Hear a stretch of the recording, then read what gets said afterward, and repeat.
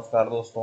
आज हम देखेंगे कि पर्सनालिटी या व्यक्तित्व की मीनिंग क्या है, उसकी परिभाषाएं तथा पर्सनालिटी या व्यक्तित्व की क्या-क्या विशेषताएं हैं। तो जब हम पर्सनालिटी की मीनिंग और डेफिनेशन की बात करते हैं, पर्सनालिटी अंग्रेजी शब्द है जिसको जो लैटिन वर्ड पर्सोना से बना है। पर्सोना का मतलब होता है मुखौटा, हाँ, जो हम लोग चेहरे पर लगाते हैं मुखौटा, उसी से तात्पर्य है। इसको शुरुआत में ही डिफाइन किया गया था बहुत पहले।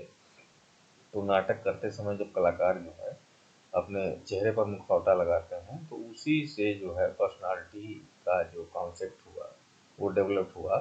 तो शाब्दिक अर्थ में अगर इसकी बात की जाए तो जो हम बाहरी हम वेशभूषा हमारा दिखा हुआ है, जो हम दिखते हैं, उसी को जो है पर्सनालिटी कहा गया कि हम हमारी जो है चेहरे की बनावट कैसी है, हाँ, वेशभूषा हम कौन-सा पहनते हैं, कपड़े कैसे पहनते हैं, उसी को पर्सनैलिटी के रूप में परिभाषित किया गया था शुरुआत में। लेकिन जो है, इसके बाद जब कई मनोवैज्ञानिकों ने इस पर अध्ययन किया, तो फिर इसकी एक डेफिनेशन निकल के आई, जो अलग-अलग मनोवैज्ञानिकों ने अलग-अलग इसको तरीके से डिफाइन किया है, लेकिन अल्पोर्ट की डेफिनेशन सबसे अच्छी मानी जाती है। तो यहाँ पर कुछ डेफिनेशन देख लें, फिर अल्पोर्ट के डेफिनेशन पे आते हैं। जैसे डेसी कहते हैं कि व्यक्तित्व व्यक्ति के संगठित व्यवहार का संपूर्ण चित्र है। तो यदि हम जो भी व्यवहार कर रहे हैं, हाँ, किसी भी चीज़ को लेके, तो हमारे संपूर्ण व्यवहार का एक एग्जिस्ट निकाला जाए।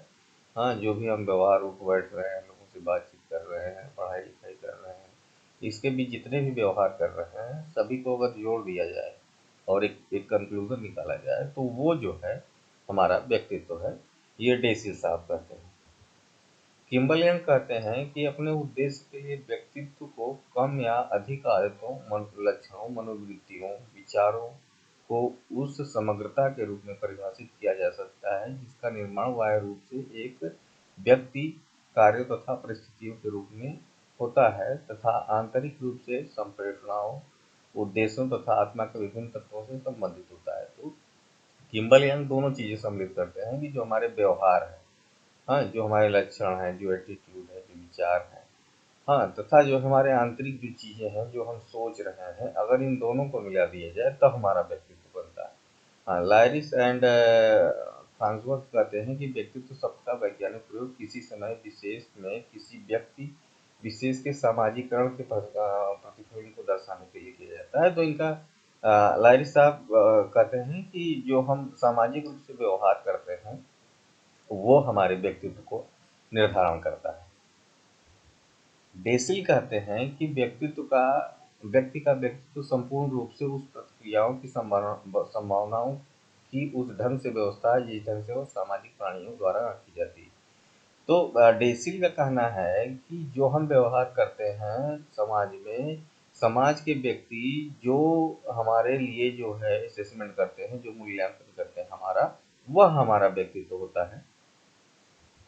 मन कहते हैं कि व्यक्तित्व एक व्यक्ति के व्यवहार के तरीकों, रुचियों, दृष्टिकोणों, क्षमताओं तथा योग्यताओं का सबसे विशिष्ट संगठन है। तो हमारी जो भी कार्य करने के तरीके हैं, व्यवहार करने के तरीके, हमारे इंटरेस्ट, एटीट्यूड, एप्टीट्यूड, एबिलिटी, सब की सब जो है अगर कंबाइन कर दिया जाए तो वो व्यक्तित्व हमारा बनाता है। लेकिन जो हमने बात की थी कि अल्पोर्ट की डिफिनेशन व्यक्तित्व के लिए सबसे अच्छी मानी जाती है।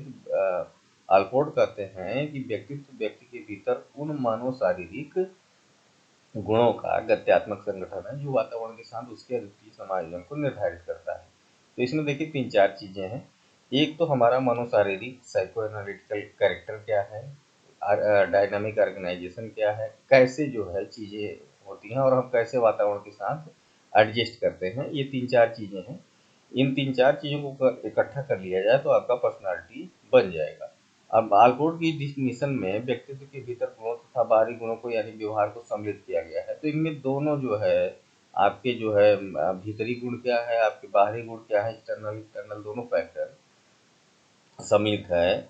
अब अगर हम इसको एक एक करके विश्लेषित करें तो देखिए, पहली बात है मनोशारीरिक तंत्र, जो साइकोएनालिटिकल सिस्टम है हमारा। तो ये इनका कहना है कि मनो मतलब हमारा मन, यानी जो है हमारी जो है मानसिक शक्ति, और शारीरिक यानी फिजिकल जो हमारे कैरेक्टर है, ये दोनों मिला के पर्सनालिटी का निर्माण करते हैं। तो व्यक्तित्व एक ऐसा तंत्र है जिसमें मानसिक और शारीरिक दोनों चीज पक्ष सम्मिलित हैं। ठीक है।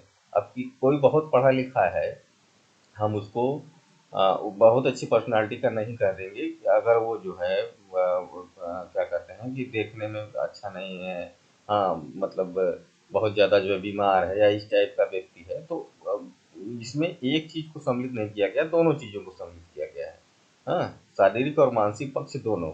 हाँ, यह तंत्र ऐसे तत्वों का गठन है जो आपस में अंतःक्रिया करते हैं। तो जो आपकी फिजिकल और मेंटल एबिलिटी है, जो एस्पेक्ट्स हैं, वो दोनों आपस में जो इंटरेक्शन करते हैं। इस तंत्र के मुख्य तत्व शील गुण, संवेग, आदत, ज्ञान शक्ति, चित्त प्रकृति, चरित्र, विवेक आदि हैं, जो सभी मानसिक गुण हैं, परंतु इन सबका आधार अर्थात व्यक्तित्व में की ग्रंथियां, प्रक्रियाएं, तंत्रिकाएं हैं। ठीक है। तो कहते हैं कि एक स्वस्थ शरीर में स्वस्थ मस्तिष्क रहता है। तो अब स्वस्थ मस्तिष्क है तो सारी चीजें सोच विचार करेगा। तो सबसे पहले स्वस्थ शरीर होना चाहिए।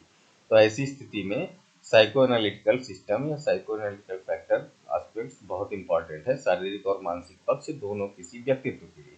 दूसरी बात अल्पोर्ट ने कही कि डायनामिक ऑर्गेनाइजेशन है, गत्यात्मक संगठन है। गत्यात्मक संगठन क्या होता है, उसको समझिए कि मनोशारीरिक तंत्र के भिन्न भिन्न तत्व, जैसे जो भी साइकोलॉजिकल फैक्टर के जो भी जितने भी जो है एलिमेंट हैं, तत्व हैं, वो संगठित रहते हैं। जैसे शारीरिक और मानसिक जो प्रक्रिया है, दोनों एक दूसरे से संबंधित है।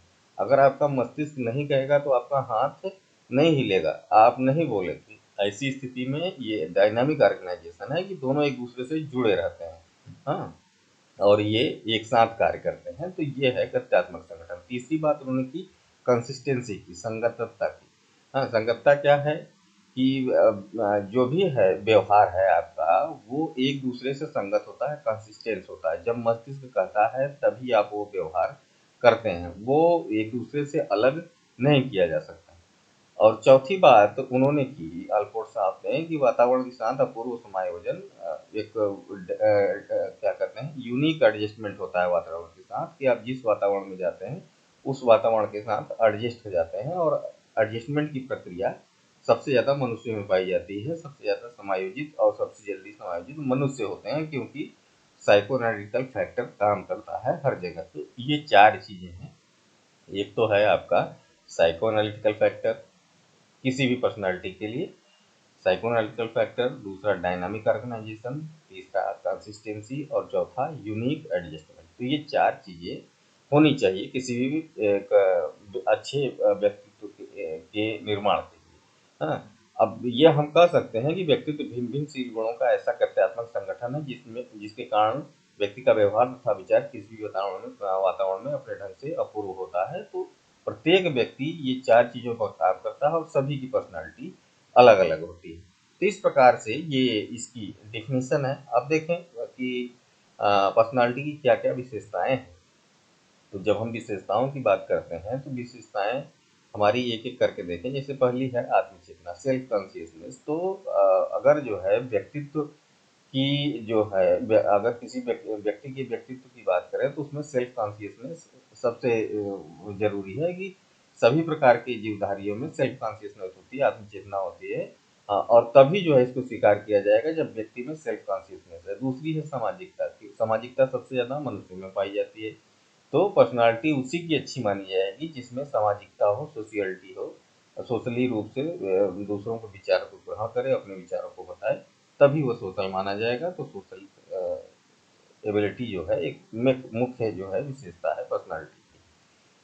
सामंजस्य है, एडजस्टमेंट है, हम कितना जो है तेजी से और कितने अच्छी तरीके से दूसरे वातावरण के साथ समायोजन करते हैं। फिर है निर्देशित लक्ष्य, डायरेक्टेड गोल। तो प्रत्येक मनुष्य अपने एक निश्चित उद्देश्य के लिए जो है आगे बढ़ता है और उस उद्देश्य की प्राप्ति करना चाहता है, उसी प्रकार से कार्य करता है, अपने उद्देश्य निर्धारित करता है और कार्य करता है और लोगों को अपने व्यवहार को दिखाता है। फिर है दृढ़ इच्छा शक्ति, डिटर्मिनेशन। ये बहुत जरूरी चीज है कि किसी भी कार्य को करने के लिए दृढ़ इच्छा शक्ति होनी चाहिए, और एक दृढ़ इच्छा शक्ति वाला ही व्यक्ति अच्छी पर्सनालिटी का माना जाता है। फिर देखें शारीरिक और मानसिक स्वास्थ्य। तो फिजिकल एंड मेंटल डेवलपमेंट, ये दोनों चीजें होनी चाहिए कि शारीरिक रूप से स्वस्थ हों और मानसिक रूप से स्वस्थ हों। ऐसा ना हो कि शारीरिक रूप से स्वस्थ हों और मानसिक रूप से विक्षिप्त हों, ऐसी स्थिति नहीं होनी चाहिए। तो दोनों का कॉम्बिनेशन बहुत ज़रूरी है, शारीरिक और मानसिक। हाँ, और एकता और एकीकरण, तो जितने भी अंग हैं आपके शरीर के, चाहे शारीरिक हों चाहे मानसिक, दोनों एक दूसरे से यूनाइट होने चाहिए और इंटीग्रेटेड रूप में काम करने चाहिए। फिर लास्ट है विकास की निरंतरता। ये यूनिटी और इंटीग्रेशन और फिजिकल और मेंटल डेवलपमेंट जितनी भी प्रोसेस हैं, ये कंटिन्यूअस चलनी चाहिए, तभी आपके व्यक्तित्व का निर्माण धीरे धीरे होगा और लोगों को दिखाई पड़ेगा और आप समाज में एक अच्छे व्यक्तित्व के व्यक्ति माने जाएंगे। तो ये कुछ विशेषताएं हैं जिससे पर्सनालिटी के बारे में जो है जानकारी हमको मिलती है। Thank you very much.